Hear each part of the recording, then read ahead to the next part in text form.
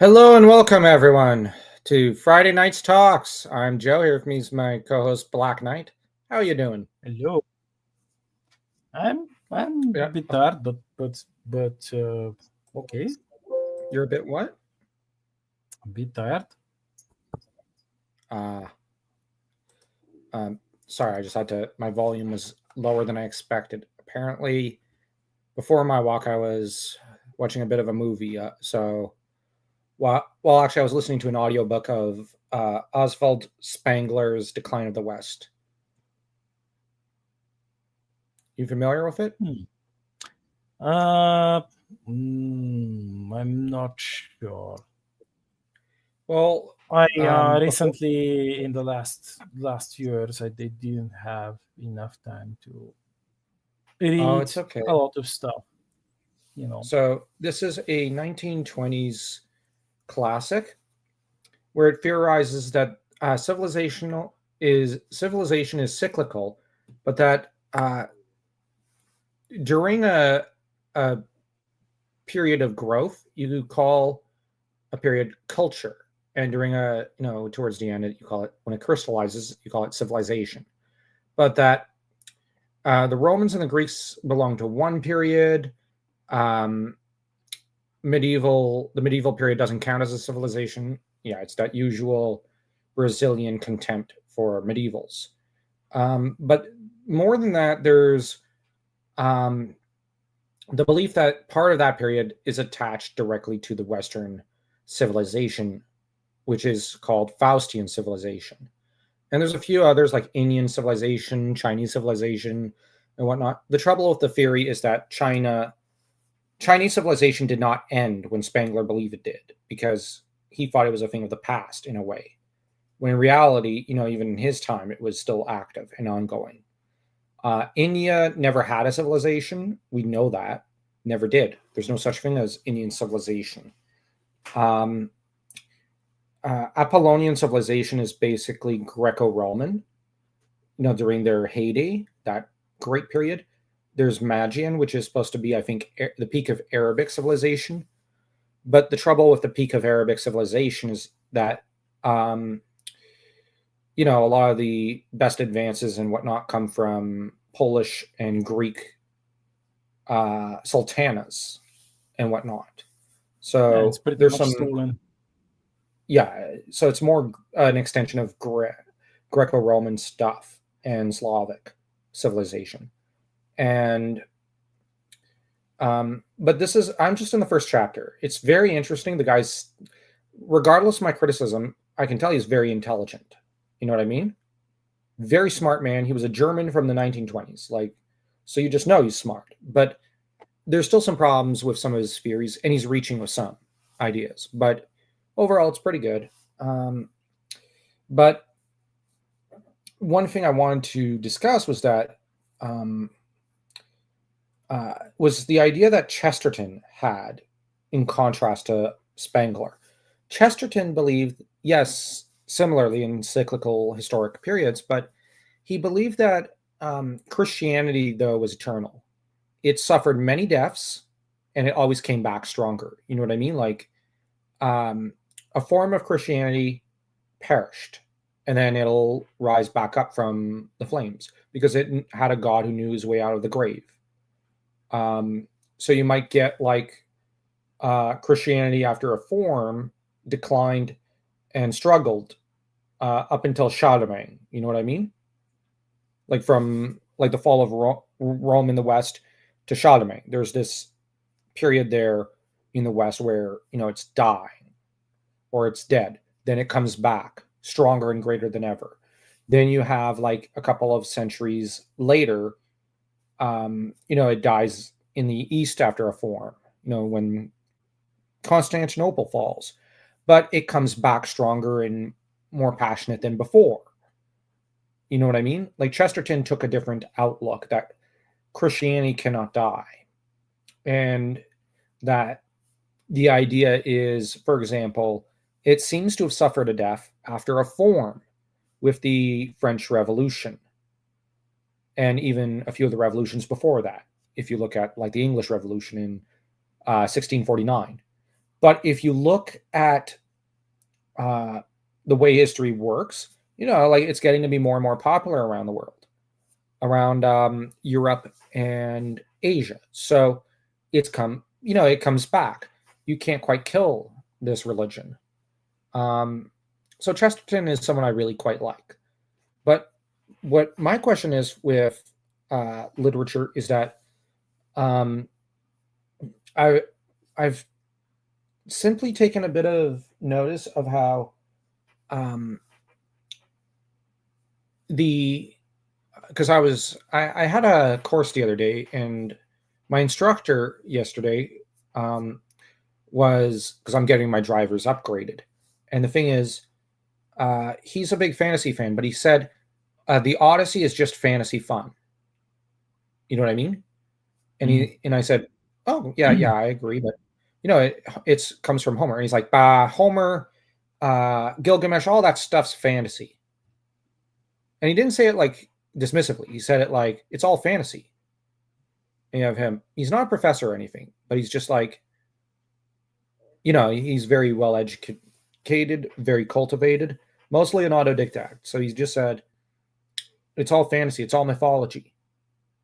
And he said Tolkien, Howard, Homer, isn't that all the same thing? And he's very much a normie.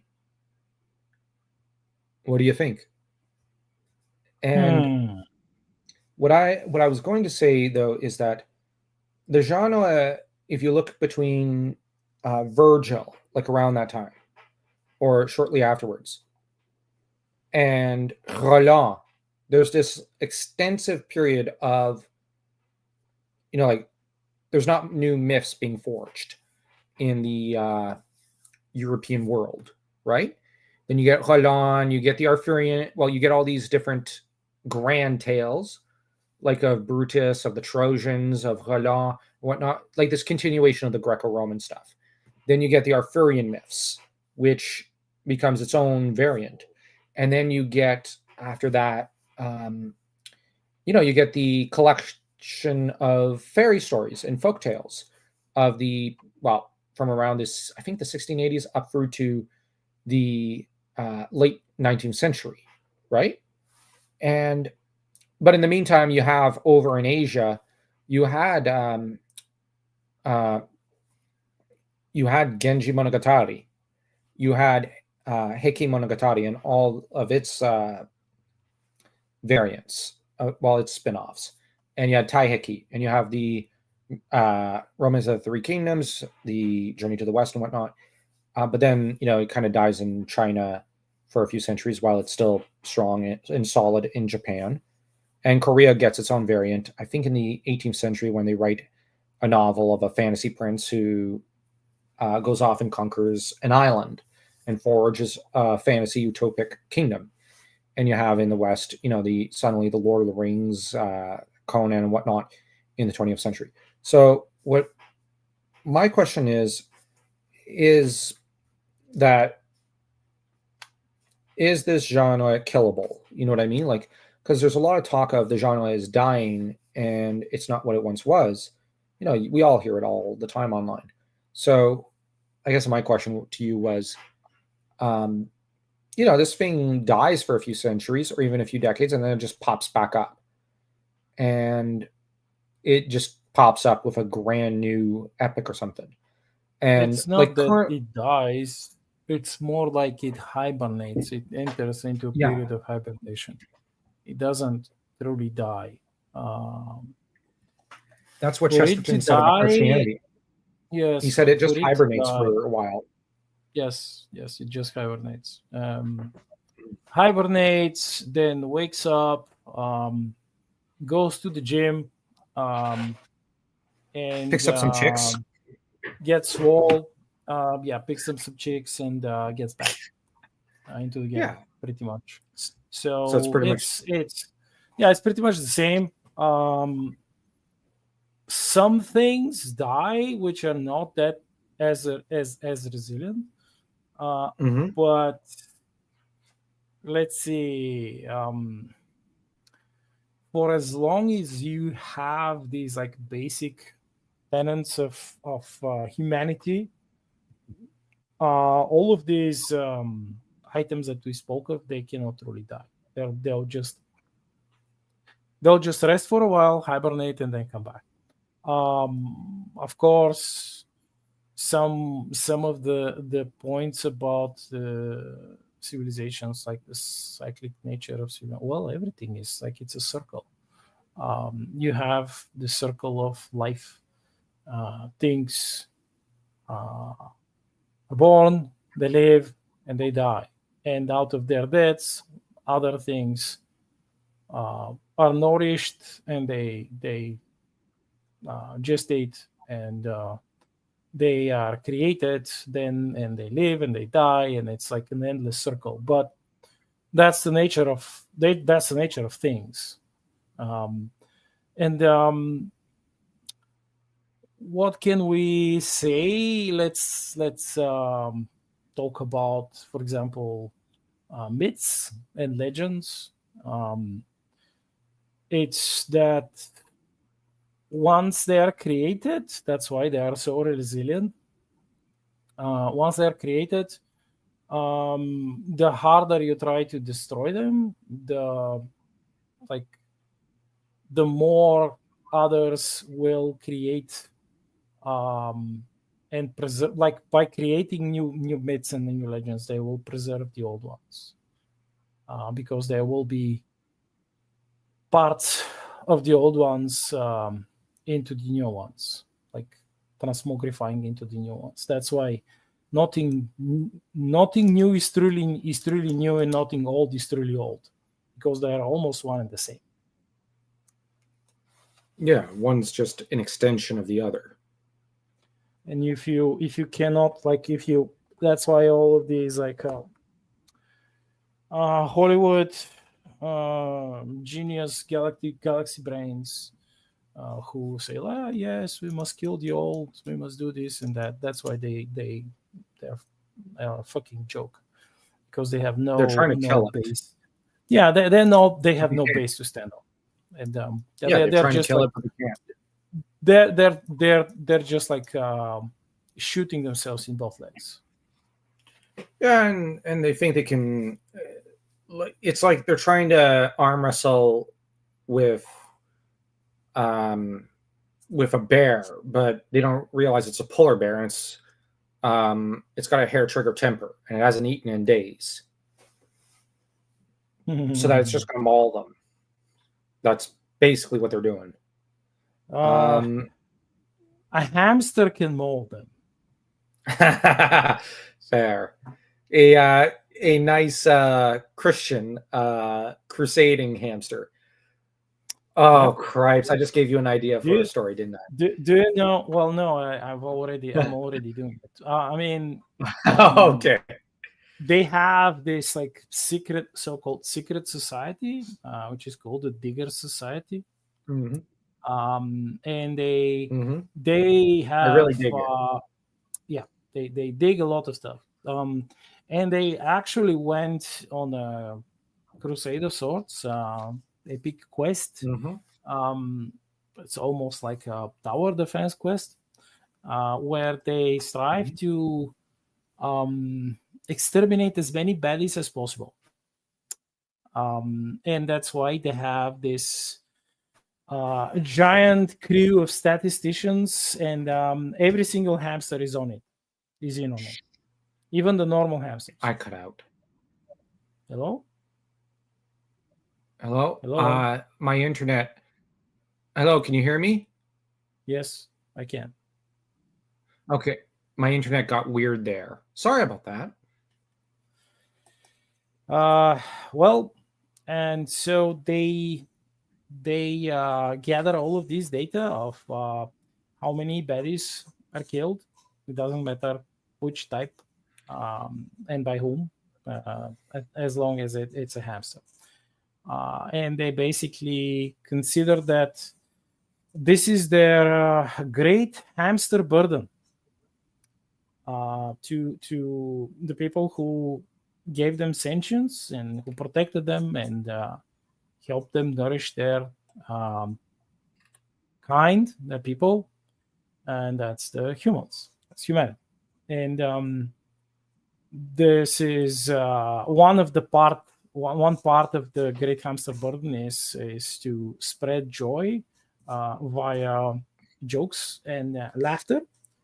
And the second part is to kill as many baddies as possible, because they course. do not consider the notion that yes, I'm going to invest time and I will try to, let's say, fix the baddies so they're not that bad anymore. That's wasted time for them. That's like, yes, and while we're doing that, what are the other baddies doing? Well, they're doing bad stuff. They're killing people, they're raping, they're enslaving, etc., etc. So no, this is a waste of time. Like, if you do the crime, you get the disruptor. You do the time. Or you do the Except the you don't do the picoseconds. time.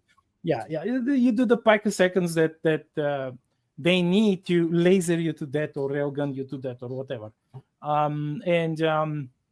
Their so-called crusaders are called the hamsternators.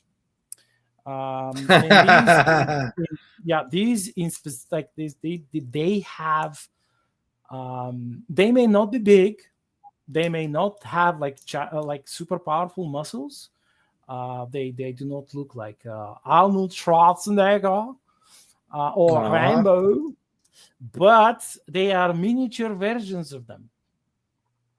And the best thing that they have are their gooden guns, meaning the guns that they can talk to. And these guns, they can tell them where and when to shoot at the baddies, so they could inflict the maximum amounts of damage.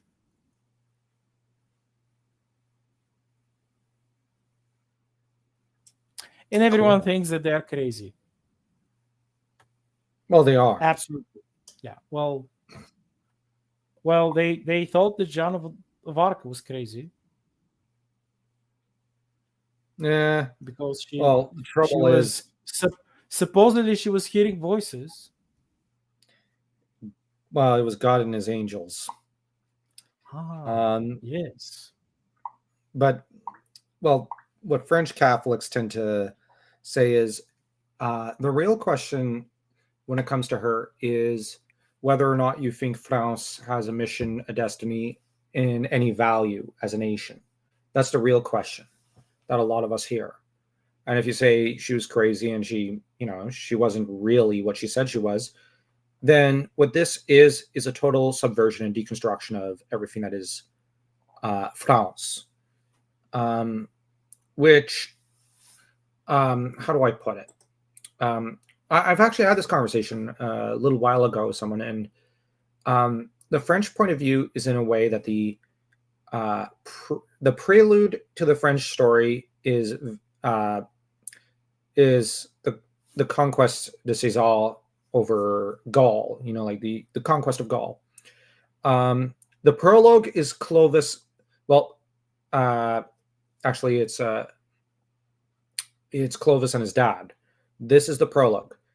Then you got the story of France that really, in a way, starts with Clovis's baptism, but the second great chapter is Charlemagne. You know what I mean? Like, or at least Charles Martel, and then maybe chapter 3 is Charlemagne. From there, the story of France reaches its climax with Jeanne d'Arc, and we are kind of either in the falling action or in the epilogue, in a way. Now, naturally, there are some ways you can dispute this, and you can look at this in a different light and whatnot. But how do I put it? When you discuss France and her history, Americans only have the concept of it going back to World War II in a lot of cases, or to, if you're lucky, Napoleon and Lafayette. But I'll say something a little controversial. Napoleon is the effeminate trans person, the troon of French history in a way, in that you can't even compare him to what comes before. Like he's a Chihuahua playing at being a wolf. If you compare him to Charlemagne or Jeanne d'Arc, and the reason is French history is very, very old, very long, very glorious, but ultimately it's something that by Napoleon's time, it was in a different phase. You know what I mean? A different period than what came before. And to an extent, one could look at what came before as the best days. That's how most French see it. Napoleon was attempting to relive the glory days. But, you know, like, it's like a midlife crisis. You know what I mean? Except for a nation. And I think that the idea of the midlife crisis is in a way a little apt. But that being said, I will argue France is a peculiar nation. France, as we know it, has died many deaths, but always come back. Because she doesn't just simply die, she hibernates. Because the France of, or Francia, from Clovis to the period of, let's say, I think it was Lothal, one of the last kings of France, or Francia, when, you know, like from the date of about 482 to 987, this 500-year period, that's one period. After that, we have like this long Warring States period of recovery.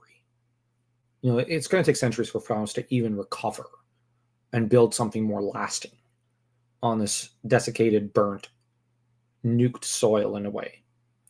And of course, the France of Hugues Capet perishes amidst the flames of the 100 Years' War.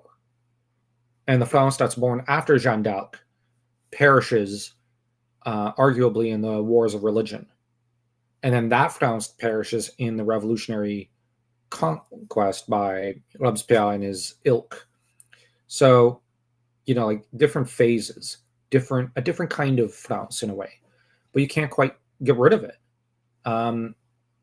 Because even if you look at like, you know, like you look at the British conquest of France, the France that comes out is very weak and is an extension of Britain.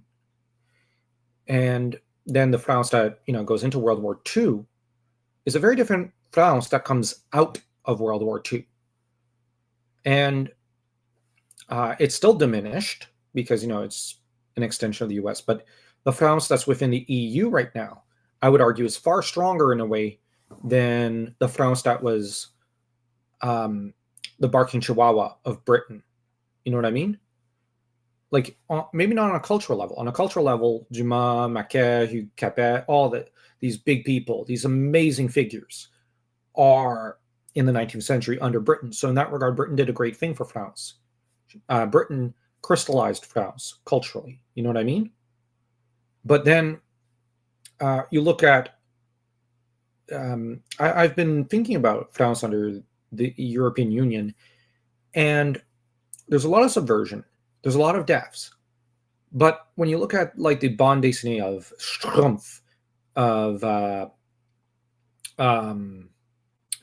well, all the others, you know what I mean? We've all heard of them. And like Peyo is what I mean. And all the others. France is dominating the comic book industry these days. France is, you know, I've been noticing there's an explosion of Francophilia happening around the world. And I just wonder if maybe to an extent France has used the EU very well in a way on a cultural level. And if maybe she's in a recovery period. And what comes next is an explosion of culture and art afterwards. I don't know. Maybe that's the idealist in me. It's a notion that has plenty of evidence backing it up. I mean, just look at the explosion of Francophilia in Japan, for example. It's massive. It's fucking massive. Yeah, and it's not just there. it's not just there, and you've been there. I mean, you've visited Japan, I and you've seen it for I've yourself. yeah, I've seen it for myself. I just say a few words in French, and I'm swarmed by people. Like I'm And literally it's swarmed not by people. it's and the most I'm not going to say that it's weird. I mean, it's not weird. It's strange, but you even have like tiny explosions of this in even in Germany. Francophilia, Yeah. yeah, but even German. Uh, well, anyways, yeah. So it's just, but to get back on topic with the, these different genres, I think that um, I think it does hibernate, and I think that it's like Tolkien said, because I finished on fairy tales today, and it just got me thinking about how Tolkien argues that the same thing as you. Remember when you pitched the idea to me that the that fantasy fairy stories is the spirit of truth. Tolkien Hmm. arrived at that conclusion, so I'm guessing that it's partially. Well, I'm assuming it was you had already heard of his theory when you had talked I'm to not me. sure. I may have. It's like I'm not saying that I just arrived on the same conclusion by myself, but I may have forgotten it because I have had stuff happening to my brain, so it's quite possible. Um, Hmm. Well, you had introduced the idea of the spirit of truth, and to me, and Tolkien talks of how God is at the heart of fairy stories and myths, and um, it's that this is where this genre cannot actually be killed. You know what I mean? It can't be. Um, it's very old, and um, this is something that I think he proposed that when you're doing escapism, if you're doing it right, if the author does it right, what you're escaping to is a realm crafted by God for you, in a way. And I thought that was a neat idea. Um, yeah, it, just like what I say about science fiction. Yeah, but this fantasy is the spirit of truth, and science fiction is the spirit of what? you say hope, but there's Yes. times when I question, just because the liberals seem to have a death grip over. They think so. That's actually the death grip is over their own throats. They're just choking Fair, themselves. fair. Can't argue with them gripping themselves by the throat. It's an amusing image. Um, Yeah, and what I can't understand. Hmm? Go. yeah. It's a thing that people see, but for like various reasons, they either refuse to believe what they see, or they convince themselves that it's not exactly what they're seeing, it's something else, and this is doomed and that is doomed. Yes, yes, many things are Everything doomed. is doomed. Yes, many things are doomed, but not all of them are entirely doomed. And even those who are doomed, when the like the dooming period is like over, parts of these things are going to undoom themselves, if that makes any sense, because that's the nature of creation. That's reality.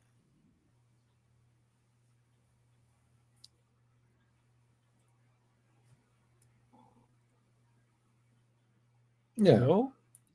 Yeah, I was just thinking, huh. Well, as for as for uh well,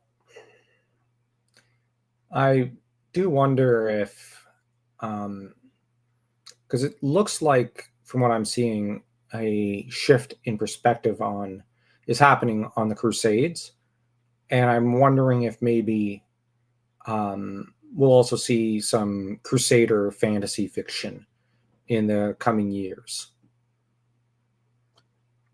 That's quite possible. Because like typically, that sort of a warrior for God in fantasy fiction is portrayed as a fanatic and a maniac by since the 80s, because that's the perspective some of the Kingdom of crazed Heaven, on. that movie was Damaging. like yeah, damaging. Yeah, it was damaging to the Western psyche. um, and what I find interesting is primarily the Anglosphere. It completely damaged it. But and I will actually argue there's only a few scenes which are actually um, positive, and we all know what they are. Baldwin, like when he says, like when you stand before God, you cannot say, "But I was told to do thus by others." Your soul is in your keeping. That speech he gives. That's the only scene I'd say is one that you can argue comes from God, and the rest is just an attack on the concept of God in religion, or at least Christianity. And um, let me just see. It's, but what's so funny is that Ridley Scott's best movies I find um, are A Good Year. I don't know if you've ever heard of that one. And his best historic fiction work is Pillars of the Earth, which he helped to get produced. He didn't direct, but he helped produce it and was a contributor to it in some ways. I don't know how, but I think he's one of the executive producers. And that show was quite good, very good. And yeah, so A Good Year, I would argue, is Ridley Scott's best work, his best directorial work. As well, it's the story of a technocrat who has his roots in Provence, France, and his great uncle and adoptive father dies. And his adoptive father had taught him to live well and live wisely, but to keep to the land. He forgot the lessons and went technocrat. But he hears of his father's death, and I say father because it's his adoptive dad, but he returns to France to settle the estate, but finds he can't leave. And then he starts to assimilate to French culture and the language again. He speaks more and more French, and he's played by Russell Crowe. He's played very well. It's Crowe's best role, and in the end, he takes he's bribed to get out of the business. He's bought out, basically, by his own boss, who just doesn't like him, and because he's offered either a partnership at the firm or to be bought out, he chooses to be bought out. So he goes back to France and lives off the land for the rest of his life, choosing love and family over technocracy, and lives as a traditional vineyard guy and manager rather than, living the capitalist dream, which is a little funny, as Ridley Scott is, I would argue, a proponent of the, of the elites' every idea in view. But he made one based movie. By mistake, probably. Yeah, but it's a Britishman. It's a British guy a writer who wrote it, and yeah, it was the least. It performed the least well out of all Ridley Scott's movies, and yeah. But anyways, I'm only going to end the show with one thing. Let me just find the screen thing. Let's see. I'll just go here. I'll make sure I unmute it. These Arabs believe that the chastisement, the whole world is in chess. Any move can be the death of you. Do anything except remain where you started, and you cannot be sure of your end. Were you sure of your end once? I was. What was it? To be buried 100 yards from where I was born. And now? Now I sit in Jerusalem and look upon a king.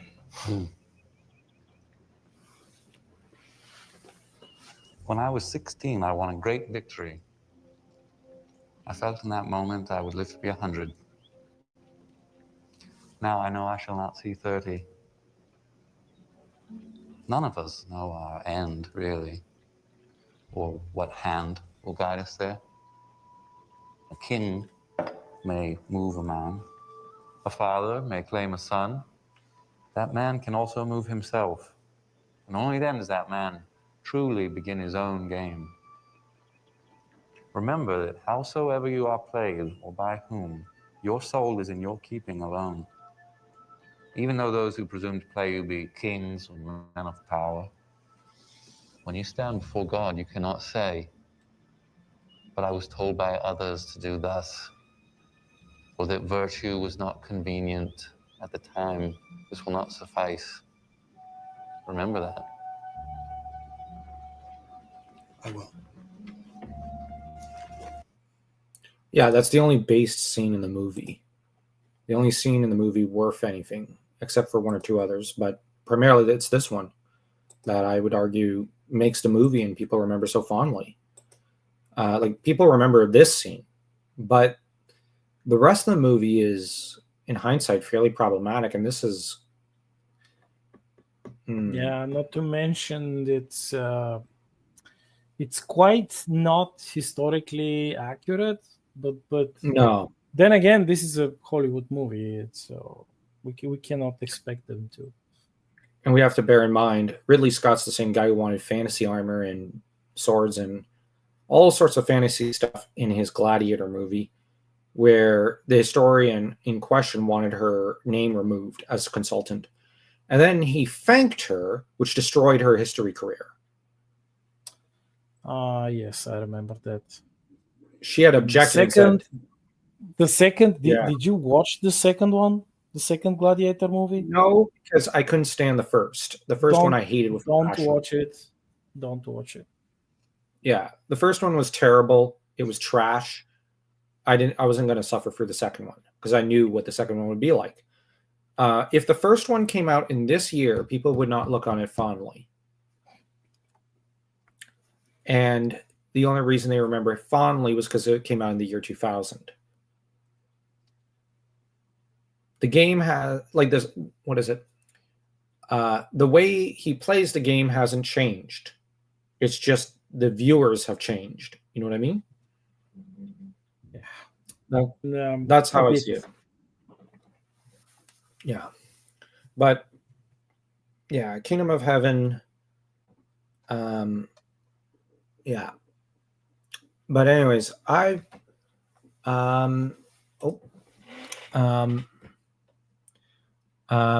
got to go, and you've got to go as well. Yeah, me too.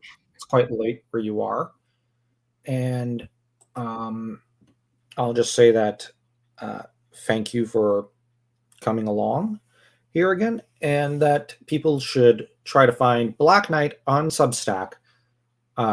Subscribe to him because he's got hamsters in space that are basically slaughtering evil. Like, it doesn't get more amusing and interesting than that. It's it gets a little bit more amusing when you consider that you also have bunnies and all other things. Yeah, indeed. So, anyways, until next time, take care, everyone.